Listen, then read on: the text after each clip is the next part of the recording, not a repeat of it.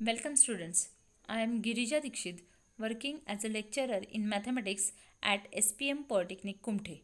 Today in basic mathematics we are going to solve the examples based on comparison of two sets using coefficient of variance. विद्यार्थी मित्रांनो, आतापर्यंत आपण स्टॅटिस्टिक्समध्ये range म्हणजे काय त्याच्यावरचे examples, mean deviation म्हणजेच MD, standard deviation, त्याचबरोबर variance, coefficient of SD, coefficient of variance याच्यावरचे एक्झाम्पल्स बघितले आणि त्याचे फॉर्म्युले लिहिले. आज पहिल्यांदा मी इम्पॉर्टंट फॉर्म्युले ऑफ स्टॅटिस्टिक्स, आपण जे मेजर ऑफ डिस्पर्शन शिकले आहेत त्याच्यामध्ये वेगवेगळे फॉर्म्युले येतात आणि ते फॉर्म्युले दिलेला डेटा कोणता आहे ते ओळखून त्याप्रमाणे अप्लाय करावे लागतात. म्हणून हे फॉर्म्युले येणे तुम्हाला अत्यंत गरजेचे आहे. यासाठी तुम्ही या फॉर्म्युल्याची प्रॅक्टिस, रायटिंग प्रॅक्टिस जास्तीत जास्त करा की जेणेकरून एक्झामच्या वेळेस तुम्हाला ते फॉर्म्युले पटकन येतील. आता इथं मी 3 पार्ट केलेले आहेत. रॉ डेटा और individual data, that is the single numbers. Second one type of data is discrete data, म्हणजेच दिलेला डेटा एक्स आणि एफच्या फॉर्ममध्ये असेल तर त्याला डिस्क्रीट डेटा म्हणतात. त्याच्यासाठी कोणते फॉर्म्युले आहेत? आणि ग्रुप डेटा, ग्रुप डेटा म्हणजेच क्लासेस 0 to 10, 10 to 20 या प्रकारचे क्लासेस असतील आणि त्याची फ्रिक्वेन्सी दिलेली असेल तर दिलेला डेटा हा ग्रुप डेटा टाईपचा असणार आहे. आता रेंजचा फॉर्म्युला, रॉ डेटासाठी L - S म्हणजेच काय, largest value minus smallest value in the given data. तोच फॉर्म्युला रेंज. आता इथं डिस्क्रीटमध्ये एक्स आणि एफ असणार आहे तर इथं एफ विचारात घ्यायची नाहीये तर काय घ्यायचंय, फक्त largest value of x minus smallest value of x. And what is the formula for range for group data, that is range is equal to, आता इथं क्लासेस असणार आहेत म्हणून काय येणार आहे, upper limit of highest class, म्हणजे दिलेल्या डेटामध्ये हायएस्ट सर्वात मोठा क्लास त्याचं upper limit minus lower limit of lowest class, सर्वात लहान जो क्लास आहे त्याचा लोअर लिमिट. म्हणजे थोडक्यात फॉर्म्युला L - Sच असणार आहे पण दिलेला डेटा कोणत्या टाईपचा आहे त्याप्रमाणे थोडा चेंज होणार आहे. कोएफिशियंट ऑफ रेंजचा फॉर्म्युला तिन्हीकडे रॉ डेटा, डिस्क्रीट डेटा आणि ग्रुप डेटासाठी सेमच आहे, that is L - S divided by L plus S. Third one is mean deviation. Mean deviation it's formula is summation. लक्षात घ्या, मीन डेव्हिएशन म्हटलं की आपल्याला मॉड्युलस साइन लक्षात आलं पाहिजे किंवा ते लक्षात ठेवलं पाहिजे. Modulus of xi minus x bar divided by L. And what is x bar? X bar means mean, that is equal to summation xi divided by N. This is for raw data. तेच discrete data असेल तर formula त्याचप्रमाणे येणार आहे, फक्त इथं fi add होणार आहे, that is summation fi into mod of xi minus x bar divided by summation fi. And how we can find out x bar? X bar is equal to summation fi xi divided by summation fi. This is for discrete. Similarly for group data. आता जर तुम्ही बघितलं discrete आणि group data साठी सेमच आहे, फक्त इथं एकच गोष्ट ऍड करायची आहे ते म्हणजे आपल्याला xi. इथे क्लासेस दिलेले असतात तर पहिल्यांदा त्यांचा क्लास मार्क काढायचा म्हणजे xi काढायचा. xi कसा काढायचा आहे तर upper limit of the class plus lower limit of the class, that is divided by 2. In this way we can find the solution और we can find the formula for MD. Next is standard deviation. आता standard डेव्हिएशनचा raw डेटासाठीचा formula काय असणार आहे, लक्षात घ्या. Standard deviation म्हणलं की आपल्या डोळ्यासमोर स्क्वेअर रूट आलं पाहिजे, मग दिलेला डेटा कोणत्याही टाईपचा असला तरी, that is square root of summation xi minus x bar bracket square divided by N, where x bar is equal to summation x divided by N. किंवा हाच फॉर्म्युला आपल्याला वेगळ्या पद्धतीने पण लिहिता येतो, that is summation x square और xi square divided by N minus summation xi divided by N bracket square which is equal to square root of. हाच फॉर्म्युला मला असा पण लिहिता येतो, that is summation x square by N minus x bar square. मी आतापर्यंत जे examples घेतले त्याच्यामध्ये हा वरचा फॉर्म्युला जास्तीत जास्त यूज केला. हा फॉर्म्युला काही ठराविक एक्झाम्पलसाठी की जिथं आपल्याला 1 मार्काचा क्वेश्चन आहे तेव्हा आपल्याला हा फॉर्म्युला यूज करायचा. Similarly for standard deviation. Standard deviation मध्ये हाच फॉर्म्युला काय होणार आहे, फक्त त्याच्यामध्ये fi ऍड होणार आहे, that is summation square root of summation fi in the bracket xi minus x bar bracket square divided by summation fi. What is x bar? X bar is summation fi into xi divided by summation f. आणि हाच formula मला x बारच्या फॉर्ममध्ये that is square root of summation fi xi square divided by n minus x bar square. And what is for grouped data? The formula is again the same. Formula तोच आहे, फक्त इथं xi आपल्याला काढावं लागणार आहेत की ज्याची व्हॅल्यू काय असणार आहे, upper limit plus lower limit divided by 2. हे 4 फॉर्म्युले दिलेल्या डेटाप्रमाणे थोडेफार चेंज होणार आहे. बट व्हरायन्स म्हणजेच काय? It is the square of standard deviation that is SD square.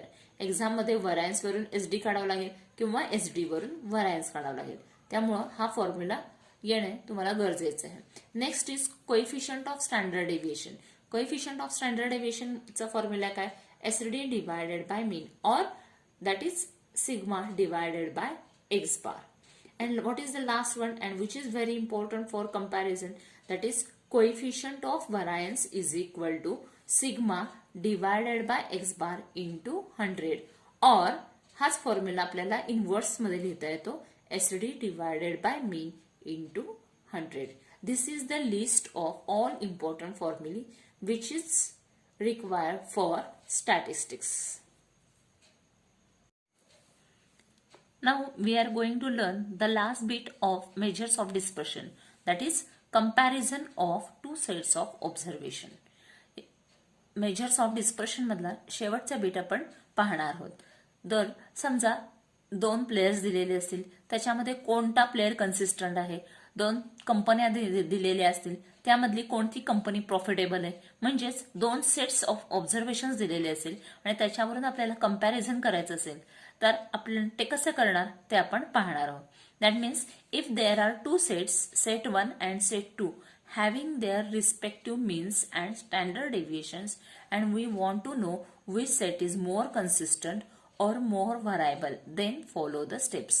म्हणजे 2 सेट्स आपल्याला दिलेले आहेत आणि त्यांचे मीन आणि स्टँडर्ड डेव्हिएशन जर आपल्याला माहिती असतील तर त्यावरून कोणता सेट मोर कन्सिस्टंट आहे किंवा मोर व्हरायबल आहे ते कसं ठरवलं जातं ते आपण स्टेप्स वरून पाहूयात. फर्स्ट काय करावं लागणार आहे तर calculate coefficient of variation. Means we have to first calculate CV for both the set. जे दिलेले दोन्ही सेट आहेत त्यांचा काय करायचा, कोएफिशियंट ऑफ व्हेरिएशन किंवा कोएफिशियंट ऑफ व्हरायन्स काढायचा. What is the formula for that? That CV is equal to SD upon mean multiplied by 100 और sigma divided by x bar into 100. This is the formula for CV. दिलेल्या दोन्ही सेटचा CV काढायचा. याच्या observation वरून आपल्याला काय सांगता येतं, समजा CV सेट 1 चा CV हा सेट 2 पेक्षा जर कमी असेल then we say that set 1 is more consistent. आणि सेट 1 चा जर ग्रेटर दॅन असेल, मोठा असेल सेट 2 पेक्षा, तर काय असणार आहे, सेट 1 इज मोर व्हरायबल. म्हणजेच दिलेल्या 2 सेटपैकी ज्या सेटचा CV that is coefficient of variance हा जर लेस असेल, लेस म्हणजे लहान असेल, that set is more consistent. आणि ज्या सेटचा CV म्हणजेच कोएफिशियंट ऑफ व्हरायन्स ग्रेटर असेल that is more variable. This is, in this way we can find out or we can compare 2 sets by using this formula. Now we are going to study the examples based on comparison of 2 sets. Now first see the example. The 2 sets of observations are given below. That is, data is given set 1, set 2.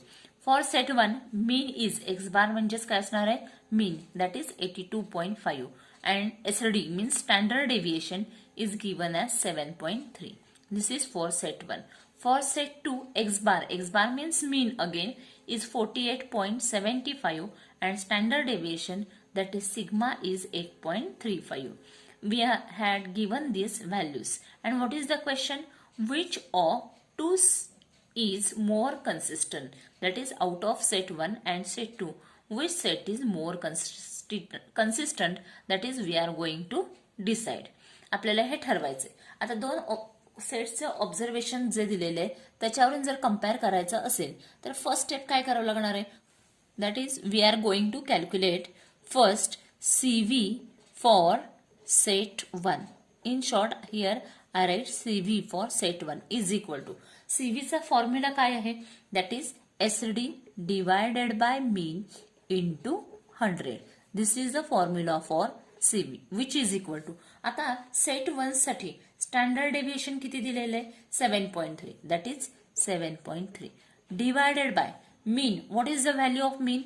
mean किती दिलेला आहे 82.5 into 100 which is equal to, now we calculate on this calculator, that is 7.3 divided by 82.5 multiplied by 100, that is equal to 8.848.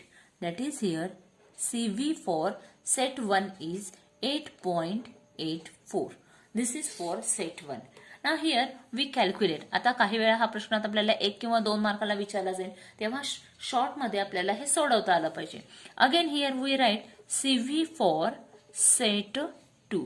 Again use the same formula. आता इथे formula लिहायची गरज असणार नाही, पण SD ची व्हॅल्यू सेट 2 साठी काय आहे 8.35 divided by mean. What is mean 48.75.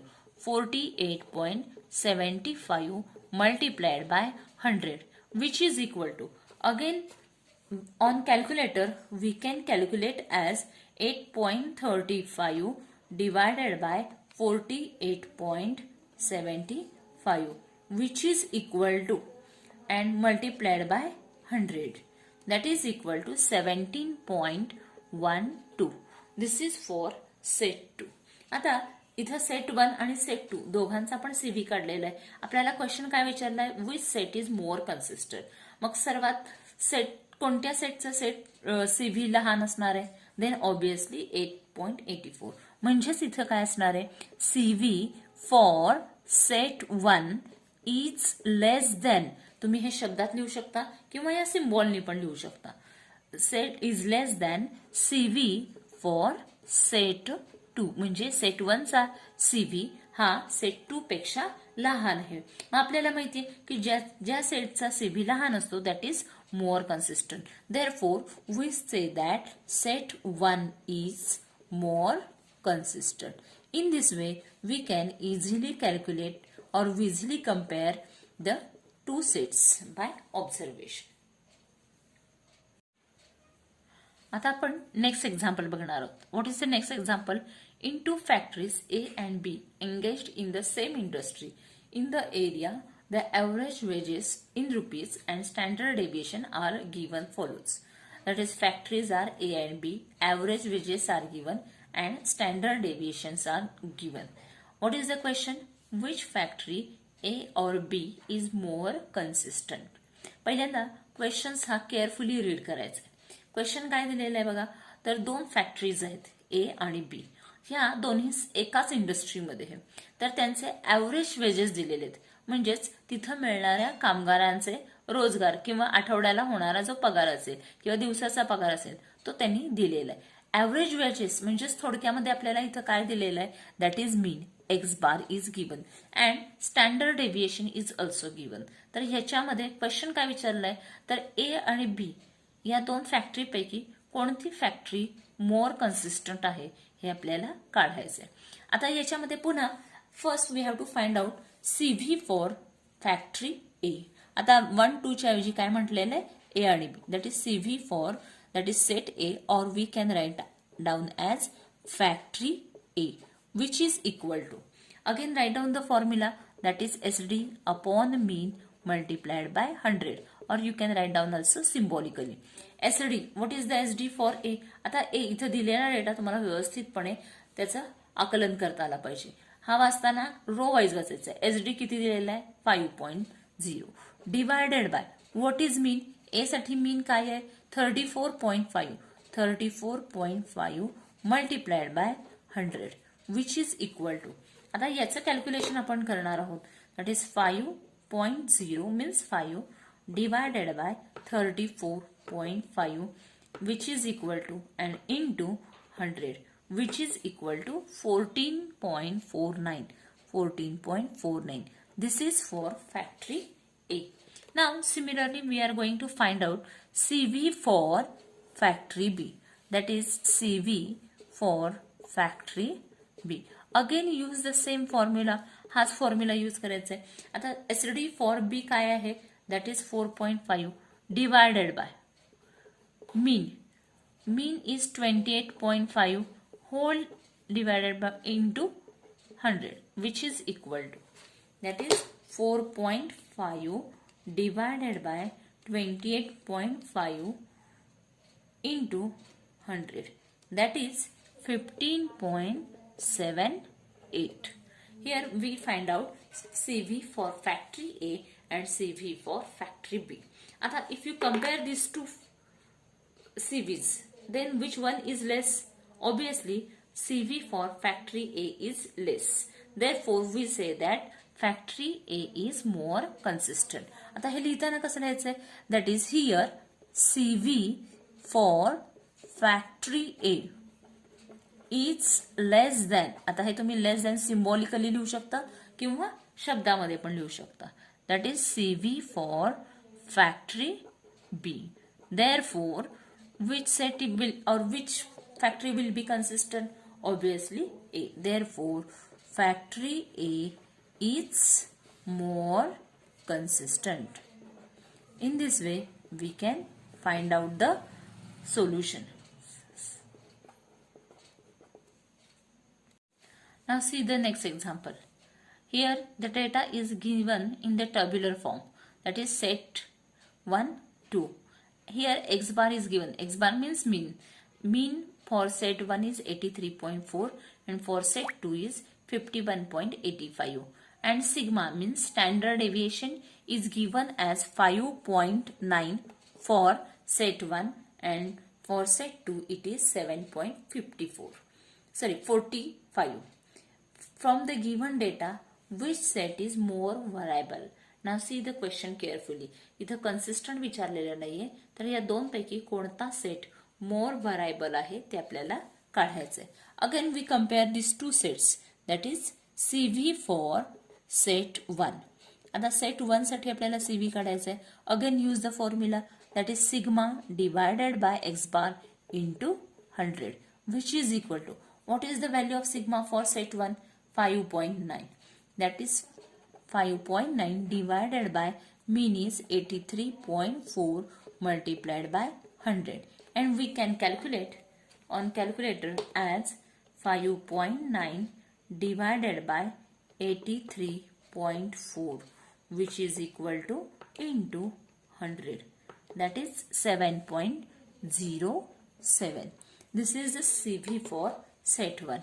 Now CV for set 2, that is equal to, again use the same formula. Sigma is, what is the value of sigma? 7.45 divided by x bar is 51.85 into 100, which is equal to 7.45. Here 7.45 divided by 51.85, which is equal to into 100, that is 14.36. That is the CV for set 2.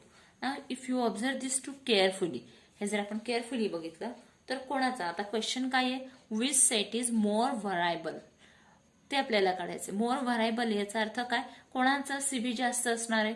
Here that is for set 2. Therefore set 2 is more variable. Now how we can write down, that is here CV for set 2 is greater than CV for set 1. Set 1 पेक्षा set 2 चा CV जास्त आहे. Therefore set 2 is more variable. In this way, whatever may be, that is more variable or more consistent, we can find out by using CV. This is the last question in this unit. Now what is given? If summation I from 1 to 36 xi square is equal to 49428 and x bar is equal to 37, find sigma. This is a very simple question that will be asked for only 1 mark or 2 mark. But for that you must remember the formula of standard deviation, which includes these two values. What is given? We start from given. आता इथं काय काय दिलेलं आहे? That is summation I from 1 to 36. xi is square is equal to 49428. याचा अर्थ काय? इथं n ची व्हॅल्यू दिलेली नाही, पण I from 1 to 36 म्हणजे there are 36 values of xi. That is here n is equal to 36. What is given? X bar? X bar is equal to 37. Now what is the formula for sigma or standard deviation? It is given by the formula square root of, that is summation xi square divided by n minus in the bracket summation xi divided by n its brackets square, which is equal to, आता इथे आपण we have value फक्त ठेवणार आहोत. xi square ची value किती आहे? 49428 divided by n is 36 minus, आता याच्यामध्ये summation xi upon n, summation xi upon n म्हणजेच काय असणार आहे? That is x bar.